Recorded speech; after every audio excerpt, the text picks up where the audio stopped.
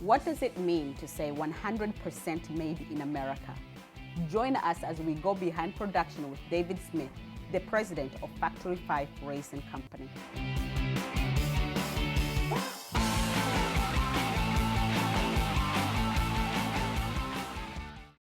Founded in 1995, Factory 5 Racing is one of the fastest growing companies in New England. Featured in magazines such as Automobile, Car and Driver, Car Warriors, and much more, this Ford-affiliated car kit manufacturer has been the hottest thing on the tracks for years.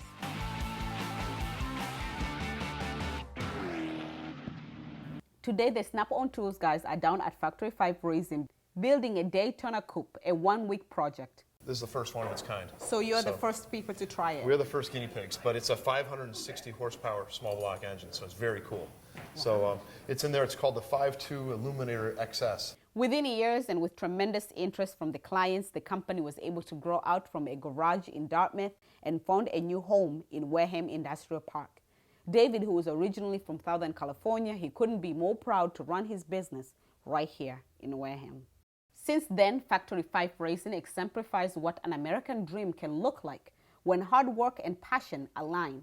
The company manufactures and ships car kits to all different states in America, in addition to overseas. For our first part of the tour, we are taking a look at the welding center.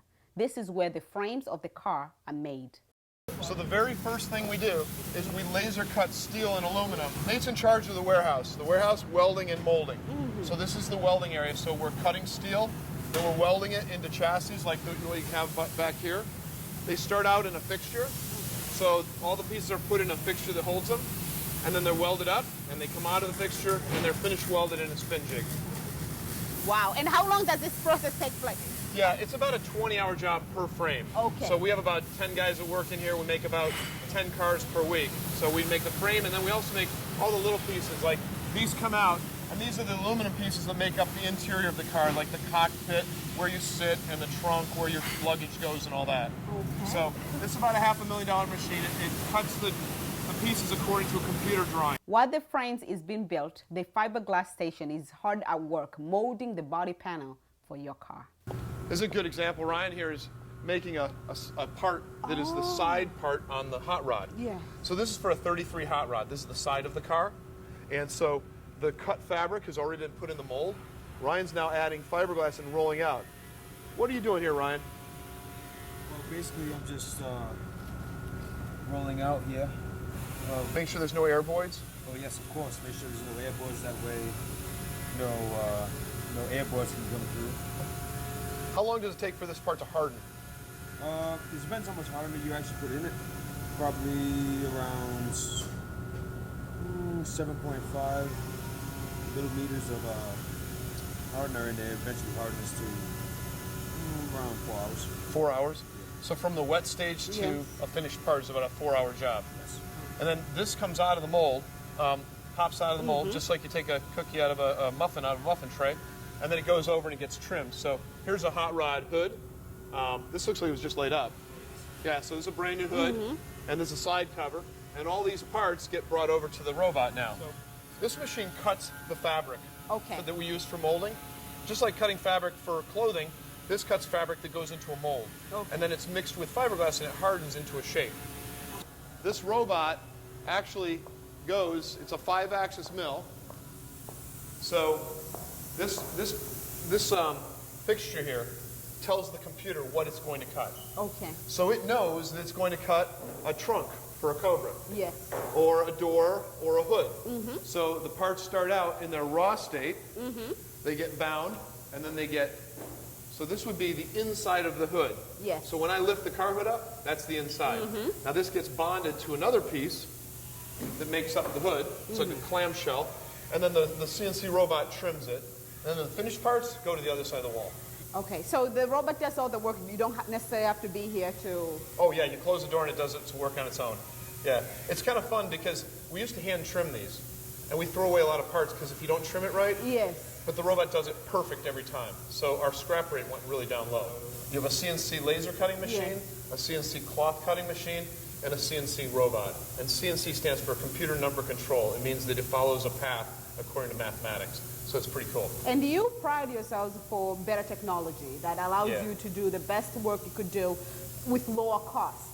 And this also, the lower cost transfers to the customer. They don't have to pay as much. The way to think about it is like in the 1970s, kit cars were garbage. They were terrible. The technology has changed everything. So our kids' bicycles and skateboards and motors, everything's better today. So a build-it-yourself car kit is based on real high technology tools. So it costs less, but it's also better technology, so it performs better. Very good. Yeah, so this is the laser, and then over here is the chassis assembly area. So now we're going to bring together the welded frame and the fiberglass body. So here's a hot rod body, Wow. and here's a hot rod frame. So this is the frame that was being welded in welding Yes. next to the laser. The gentleman was welding it. So what happens is Aaron here is bending aluminum pieces, and those aluminum pieces go inside the car. Yes. So this is the hot rod frame. The aluminum pieces get bent, and then we put the body on it. And remember, when a customer gets this at home, he has to take this apart and start with a bare frame and start building his car.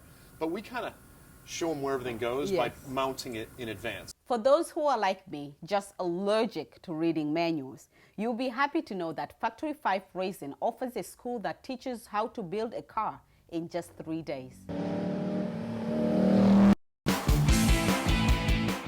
So you saw the hood that I showed you?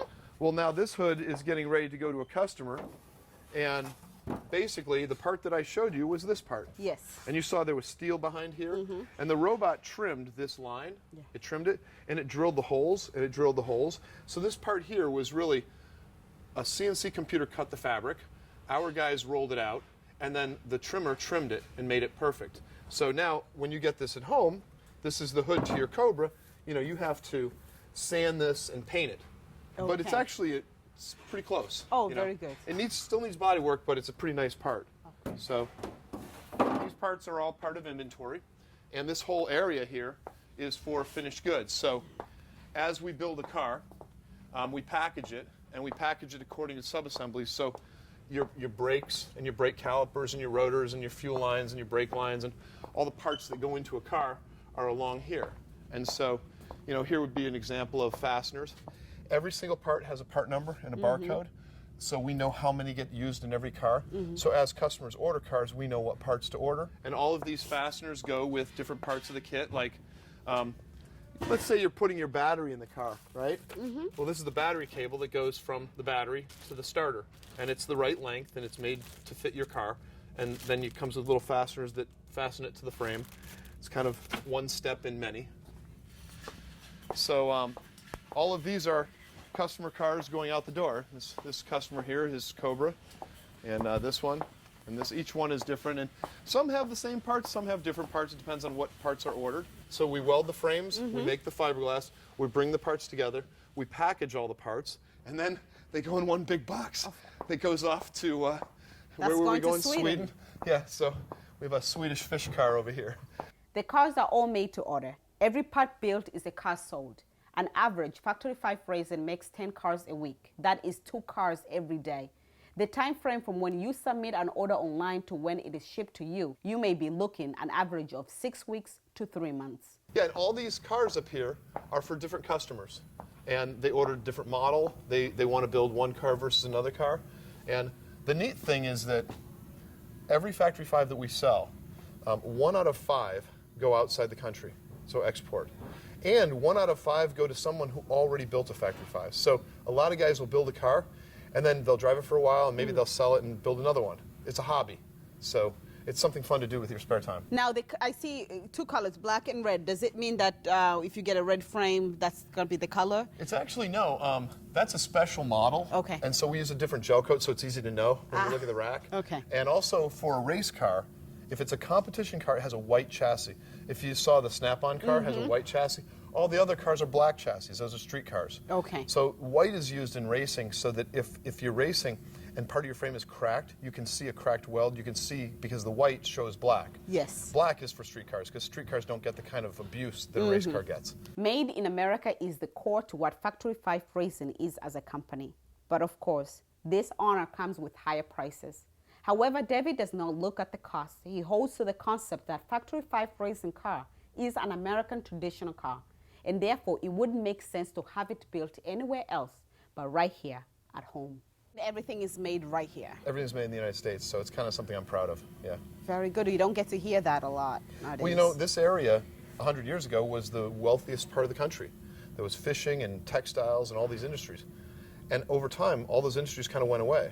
And I like to think that we have so many reasons to live here. We have a great workforce, talented workers. We've got, I think, a nice economy, and we've got great vocational schools and good educational support. We have the tech corridor of Boston up north. We have affordable property in the area. This is a great place to run a business. You just have to believe in it. You know, we're not going after whales anymore. Yes. Different kind of technology. And in the website, you talked about family, that community, and not only you're building cars, but you're building friendship and community. So also adds the idea of if it was made another place, then you lose that sense of community. Yeah, and the truth is that we have the nicest company because we don't sell cars. This is what we sell, yes. Right? But what's in the showroom is what our customers end up building.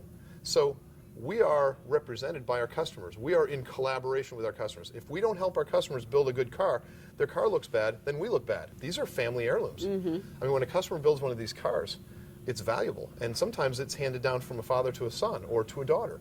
And so it's kind of a cool concept that underneath everything we do is the idea of collaboration and building. The company is still growing. It will soon be offering an all-metal body car option on top of fiberglass one. So it's something that we haven't launched yet, but Okay. we just started making it. So we should get the bodies in about 3 months. The future also looks bright to those who prefer buying a car rather than purchasing a kit. With the new upcoming edition, I'm happy to say that Factory 5 Racing will soon be making all ready-to-sell cars. The building school may take 3 days, but your own project may take an average of 260 hours, which may translate from 6 months to a year, depending on your schedule. How does it feel to have built your own car versus buying a car? I think in our customers, this Yeah. is so true. Anytime you see a customer, I always smile because I know what they're going to say. Let me show you what I built. Okay. You know, people have a lot of pride in what they build. And like sometimes you meet someone at work and they say, oh, here's pictures of my kids. Yes. Some of our customers have pictures of their car in their wall and say, let me show you a picture of my car.